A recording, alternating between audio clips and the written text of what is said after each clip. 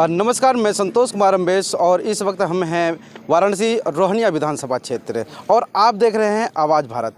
और अभी मैं फील्ड में हूँ इस वक्त रोहनिया विधानसभा क्षेत्र में। और फील्ड में जो जिस प्रकार से लोगों का जो रवैया नज़र आ रहा है, जो यहाँ के जो पब्लिक है, जो उनका मत है जो नज़र आ रहा है, वो भी मैं दिखा देना चाहता हूँ और वो भी दिखाऊंगा मैं। और इससे पहले की जो मैंने कवरेज किया वो भी दिखाऊंगा। और रोहनिया विधानसभा क्षेत्र में जो जीते हुए जो कैंडिडेट थे बीजेपी, इससे पहले बीजेपी की सीट निकली हुई थी और उन्होंने क्या कार्य किया वो भी मेरे वीडियो के माध्यम से देखने को मिल जाएगा। अभी हमारे साथ में है, डायरेक्ट चलते हैं, बीएसपी के प्रत्याशी जो है अरुण सिंह पटेल जी हैं, जो कि अपने समर्थक जो जितने भी कार्यकर्ता है बीएसपी के कार्यकर्ता है वो गाँव घूम रहे हैं और लोगों से मिल रहे हैं, जनसंपर्क कर रहे हैं और लोगों की जो जितने भी लोग हैं उनकी जो समस्याएं हैं वो भी साथ साथ में लेते हुए चल रहे हैं। और सीधे चलते हैं अरुण सिंह पटेल जी, क्या कहना चाहेंगे सर? अभी जो वाराणसी है, जो संसदीय क्षेत्र है, वो है बीजेपी की संसदीय क्षेत्र है और यहाँ के लोग अभी भी ऐसे परेशानियों से घिरे हुए हैं। तो सर आप क्या क्या लेकर के योजना जा रहे हैं, इनके बीच में मिल रहे हैं? सर्वप्रथम जो हम लोगों की योजना है, देखें रोहनिया विधानसभा का जो है 95% ग्रामीण क्षेत्र में पड़ता है, 5% शहरी क्षेत्र में। आज जो सबसे बड़ा ग्रामीण अंचल की जो समस्या है, आप यहाँ के मूलतः जीविका जो है ग्रामीण जन की जो है कृषि पे आधारित है और सबसे बड़ी समस्या आवारा पशु, इनकी फसल को, जो कि वर्तमान सरकार कह रही थी कि हम किसानों की आमदनी को दोगुना करेंगे, लेकिन जो आवारा पशु हैं आप देखेंगे कि हर किसान दिन में भी काम करता है और रात को भी रखवाली का काम करता है। ये सबसे बड़ी रोहनिया विधानसभा की समस्या है। और दूसरी जो समस्या है बेरोजगारी। यहाँ नौजवान अपनी जेब में डिग्री लेके वो शहर शहर भटक रहा है, लेकिन नौकरी के नाम पर उसको मजदूरी करना पड़ रहा है। ये प्रमुख समस्या है इस विधानसभा का। आप जो है एक सोशल व्यक्ति हैं, जो आपके इससे पहले जो आपके पिताजी हैं वो मतलब कि पूरे क्षेत्र के लिए निस्वार्थ स्वभाव से उन्होंने काम भी किया है। तो अभी आपको क्या लगता है कि जो जनता है वो आपके साथ में है कि नहीं? देखें, हमारे पिताजी के समय में हमारे पिताजी द्वारा उस लगभग 1986 की बात है, जब पिताजी सक्रिय राजनीति में जब सक्रिय थे, तो ग्रामीण अंचल में चाहे यहाँ से करीब 25 किलोमीटर दूर कछवा के लोग हों, चाहे जहाँ हम लोग आपसे मुलाकात हुई है, जहाँ आप से बात हो रही है, चाहे ये ऊंच गांव की जो है गांव सभा की धरती से हम बोल रहे हैं, यहाँ के सबसे बड़ी उस ज़माने में समस्या थी कि किसान अपनी फसल को, अपनी सब्जी को यहाँ से दूर लगभग 25-30 किलोमीटर दूर चदुआ सट्टी जाया करता था। तो उस ज़माने में बहुत बड़ी समस्या थी किसानों के सामने।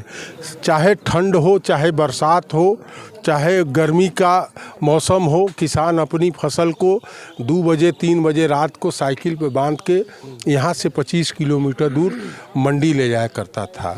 ये समस्या जब पिताजी के सामने आया, बहुत से लोगों ने कहा कि भाई डॉक्टर साहब, इस समस्या का समाधान होना चाहिए। तो उस ज़माने में कांग्रेस की सरकार हुआ करती थी।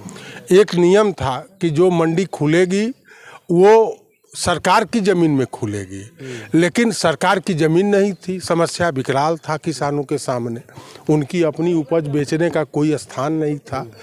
तो वर्तमान उस समय के कृषि मंत्री से जो है पिताजी की वार्ता हुई, उन्होंने कहा कि हम बनारस ज़िले से हम आपके सामने समस्या लेके आए हैं।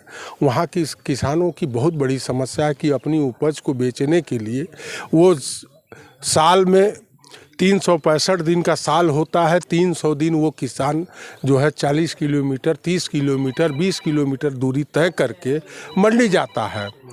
और साल में लगभग कम से कम 50-100 किसान कहीं गाड़ी के नीचे, कहीं मतलब उनका जो है एक्सीडेंट होना तय होता था जो है।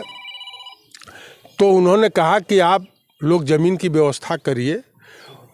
जब ज़मीन की व्यवस्था हो गई, सरकार में जो है नियम का बदलाव हुआ और तब वो नियम का बदलाव में ये चीज़ें हुई कि किसान अपनी ज़मीन पे मंडी खोल सकता है। उत्तर प्रदेश की पहली अपनी किसान की ज़मीन पर कछवा की मंडी खोली गई। फिर इधर की किसानों की मांग हुई तो यहाँ किसान के पास ज़मीन नहीं था, तो इसी काशी नरेश की ज़मीन जो है राजा तालाब में उनका बगीचा हुआ करता था, वो सहमत हुए, वो अपनी खतौनी दिए तो यहाँ की मंडी खोली गई। फिर उस समय जो आज शहर के अंदर वो जगह हो गया है, सुंदरपुर की मंडी खोली। तो इससे किसानों का बहुत बड़ा जो समस्या कई वर्षों से आप उस समय तो बिल्कुल निस्वार्थ भाव से आपने मतलब सेवा किया है। अब आपको पार्टी का सिंबल मिल गया है, एक सेंट्रल बीएसपी का एक घोषणा पत्र जारी हो गया है। आप क्षेत्रीय घोषणा पत्र क्या क्या लेके जा रहे हैं? हमारा सबसे प्रमुख मुद्दा है कि किसानों की आवाज़ बनना, और जो बेरोजगारी है, अगर उत्तर प्रदेश जनता का जनादेश माननीय बहन जी के पक्ष में हुआ, अगर रोहनिया विधानसभा की जनता का आशीर्वाद मुझे मिला, तो पहली मांग हम ये कहेंगे कि यहाँ के बेरोजगारों को जो डिग्री अपनी जेब में लेके घूम रहे हैं, पहले उनको हर घर एक नौकरी की प्राथमिकता माननीय बहन जी से, माननीय मुख्यमंत्री जी से हम लोग करेंगे। ये सबसे प्रमुख मुद्दा होगा। अच्छा, 3 तारीख को बहन जी यहाँ पे आ रही हैं आपके धरती पे, मतलब वाराणसी पे, तो क्या आप लोगों के कितने लोगों की गैदरिंग हो सकती है? आप 3 तारीख को देखें, कार्यकर्ता, अन्य दल के लिए कार्यकर्ता जुटाना पड़ता है।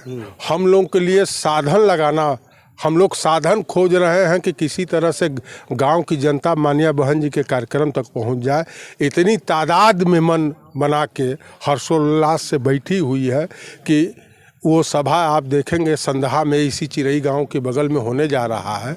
ऐतिहासिक भीड़ होगा, बहन जी का ही रिकॉर्ड बहन जी ही तोड़ेंगे इस बार। चलिए, चलते चलते आप जितने भी मतलब के वोटरधारी हैं उनसे क्या अपील करना चाहेंगे? हम अपने सभी सम्मानित रोहनिया के मतदाताओं से, प्रबुद्धजनों से एक ही अपील और नौजवानों से अपील करेंगे कि हम क्षेत्र में घूम रहे हैं, लोग कह रहे हैं कि 5 साल से विधायक जी नहीं दिखे। हम अपने मतदाताओं से एक अपील करेंगे कि वो 7 तारीख से पहले आपका जो आप जिसको भी मतदान करेंगे, ये सोच के आप करिएगा कि ये 5 दिन का चुनाव नहीं होना है, ये 5 साल का चुनाव होना है।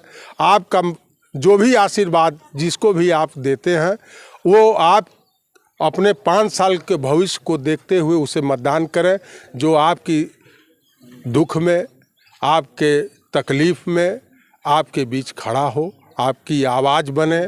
ऐसा ही हम अपील अपने रोहनिया विधानसभा की जनता से करेंगे। तो साथियों, ये हमारे साथ में अरुण सिंह पटेल जी थे, जो कि रोहनिया विधानसभा क्षेत्र के बीएसपी प्रत्याशी थे। जिस प्रकार